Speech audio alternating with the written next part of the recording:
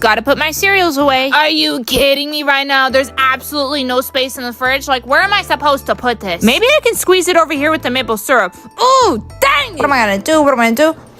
Maybe if I just shove it in right here, it'll go in and yes, perfect. I knew it would fit that way. But wait, what happens if someone opens the fridge next and it's gonna explode all over them? Oop, not my problem. 2 hours later. Gotta cook the crock loaf. Hopefully we have some in here. Great! Who did this? What did I say about shoving things in the fridge? Now that Fruit Loops are all over the floor. Sweetie, I know you did this. You do this all the time. Come and clean this up. It's a huge mess. Jeez.